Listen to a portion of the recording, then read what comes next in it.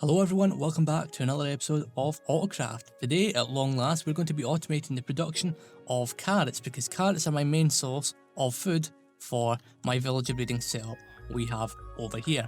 Now, maybe you're asking, how are we going to automate the production of carrots?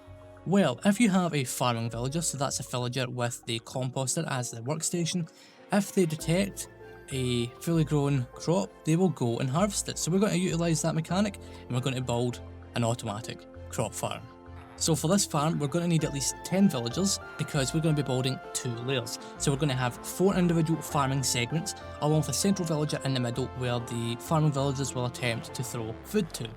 There will be hopper minecarts in the way, so they'll collect all the items and funnel it into a central storage system, and we're doing 2 layers of this, so we're going to need 10 villagers.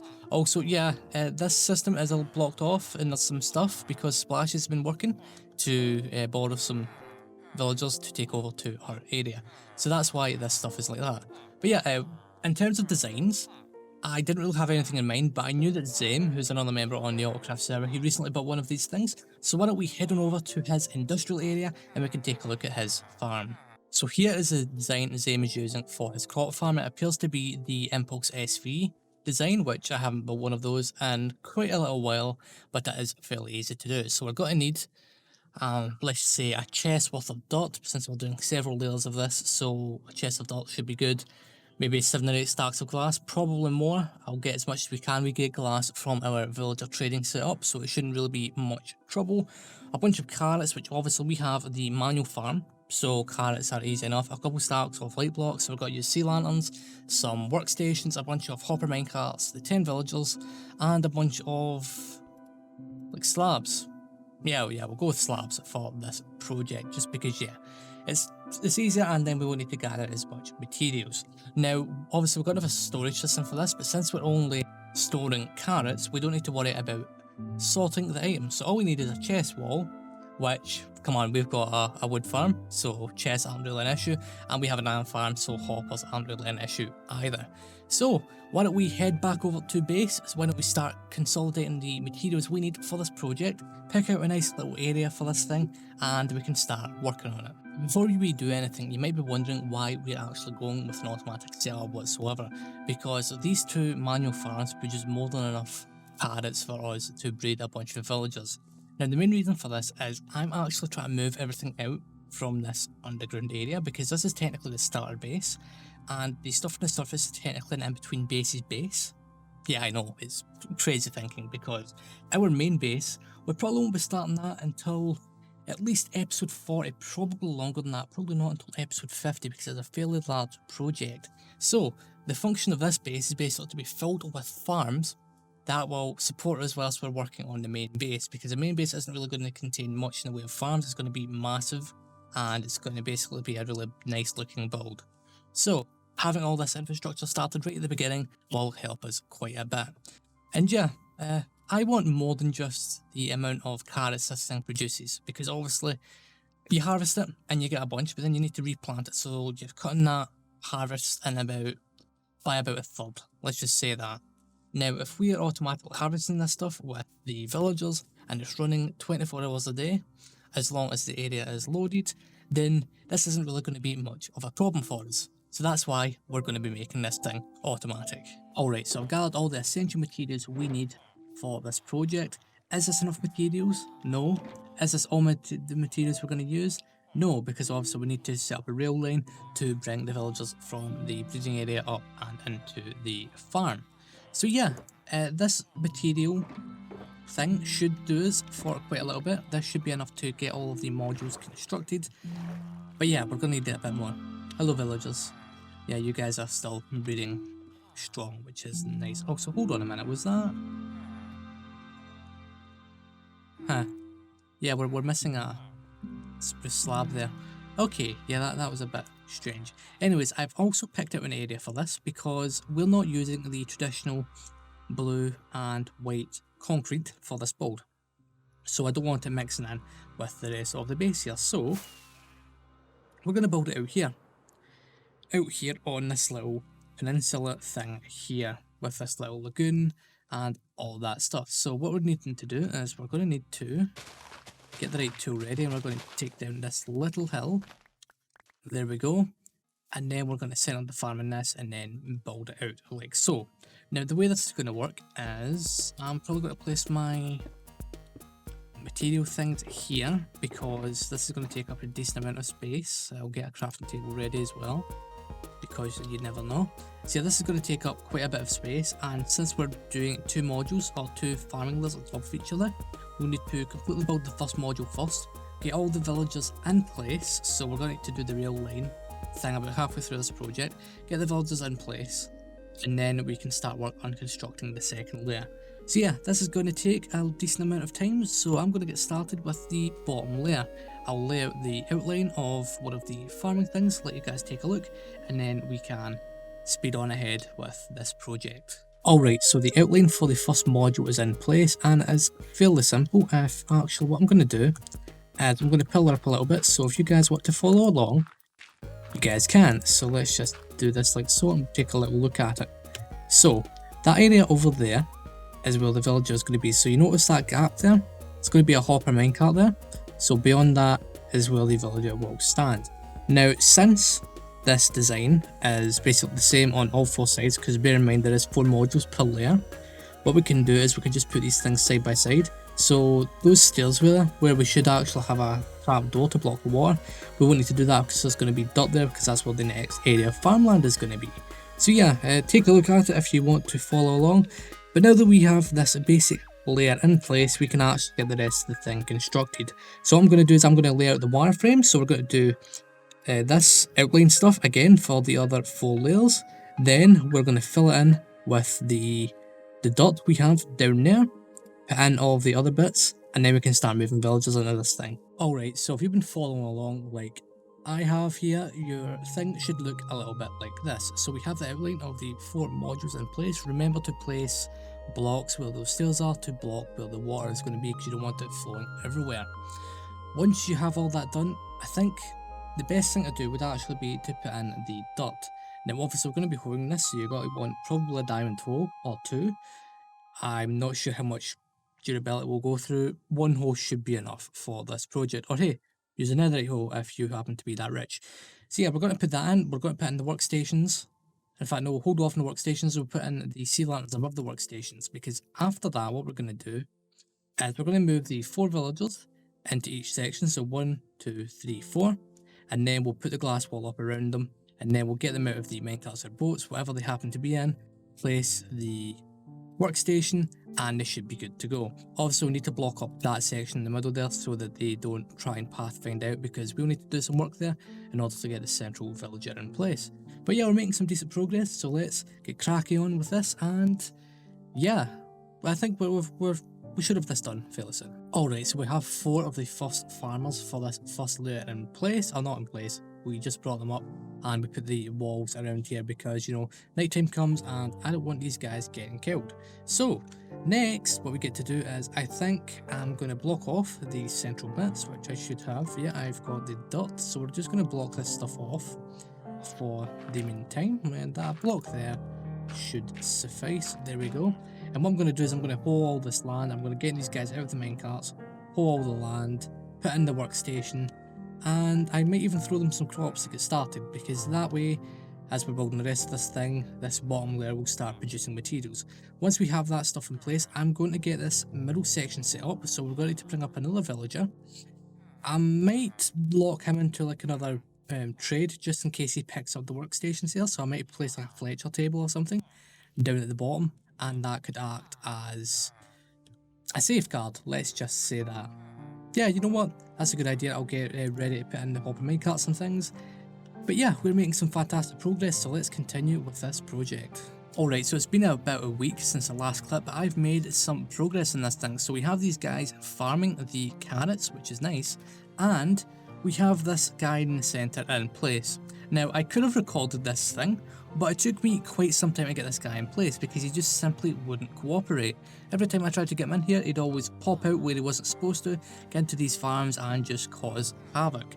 So, yeah, this thing is now in place. So, what we did was basically we dropped these 2 minecarts, these 2 hopper minecarts in to each of the 4 farm areas. We put some trapdoors on top, just so that, you know, we can place some more trapdoors up here in the future, because we're going to minimise the use of regular hoppers in this build. We're going to keep that for the storage system down below. And then we finally got this guy to drop in place.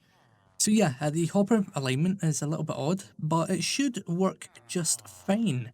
So next step is basically, since we've got this layer all done, technically we can remove these dirt blocks here, and these guys can start, you know, giving this guy some food, but we don't have a storage system for this yet, so we're going to not do that. What we're going to do is we're going to build another layer of this farm directly on top. Now I do believe we should have some villagers left in the villager breeding system. If not, we can simply breed up some more. That shouldn't really be all that much trouble, and we should be able to get this next section online fairly quickly. Now in terms of decorating this building, I probably won't decorate it, hence why we placed it out here. So what we're going to do there is we're basically just going to keep the stone brick and glass blocks showing, and below this thing, as in we'll actually have like a tunnel that leads below, or we'll actually have an output that comes and then raises up. We'll have a storage system for this thing, because yeah, the reason we've built this farm is it's for breeding our villagers, and yeah, having plenty of carrots on demand is going to be quite nice. So yeah, let's get cracking on with this project and we can get it finished very soon. Alright, so the second layer has been constructed. We still need to give these guys some crops so that they can start planting, and I've also took the liberty of getting the central area done as well. So all we need to do is drop another villager into this thing, and then we should be able to open up all these layers and it should be ready to go. Now before we move in the central villager, I'm going to give these guys some crops so they can start planting some stuff, and we're going to be putting a roof on this thing. So what we're going to do is we're going to go with some slabs. Now we've got some slabs collected already, so what we're going to do is we're just going to place a layer of slabs on top of this thing. But yeah, I'm really happy with this project so far. This is going to produce quite a lot of carrots for us. It should be able to keep up with all of our villager demands, I think.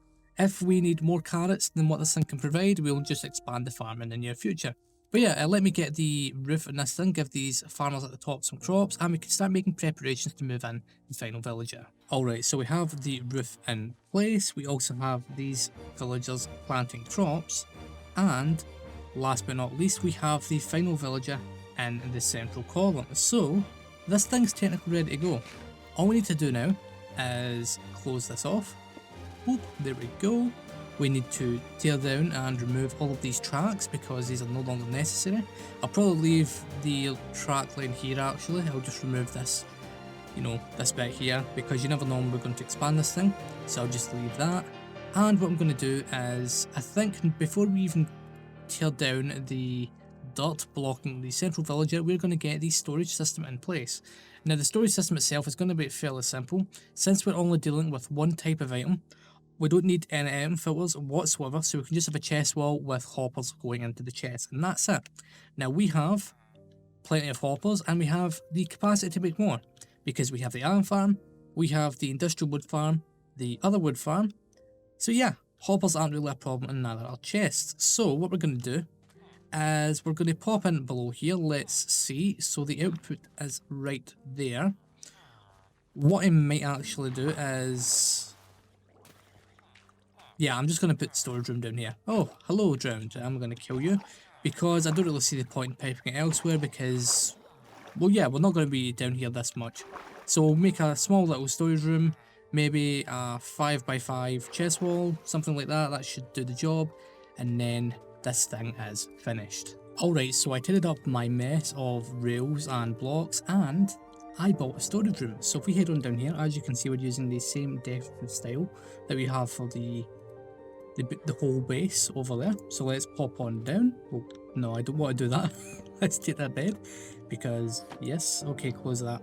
Alright, so yeah, we went with the same style as we did for the base with the storage room and stuff over there. Come on down here, and we have a 5x5 chest wall, which is quite nice. Now, I've been doing some other stuff, so it's probably been around an hour and a half, maybe 2 hours, since I got this all set up and I got the farms working. And in that time, as you can see, we've got quite a few carrots. So that's one full chest, the hopper behind, and there you go. So now this is running passively. We should be able to be in this area, and that's probably maybe 2 or 3 days worth of storage right there. If we eventually overflow, what we'll do is we'll use shulker boxes and we'll just store this stuff a little bit more compactly. But yeah, I'm quite happy with the way this project has turned out. It's working perfectly. Alright, so for this last part of the episode, I want to talk about, what's been going on recently, because this took about, well, it hasn't took 2 weeks, it's just been 2 weeks since my last AutoCraft upload before this one. And the main purpose for that is basically university started back recently, so I'm in the full swing of that, doing my university work. So yeah, that is taking up quite a lot of time. Now, what's going to happen is we're going to get back to a regular schedule. So right now we're only posting one AutoCraft video per week. I would like to do 2, but combined with my uni work, that's a little bit hard. So we're going to do one per week for now, and we'll see if I'm busy that during the week doing AutoCraft stuff, then who knows, maybe we'll have an additional one here and there. So what's going to happen is the episode length is going to drop.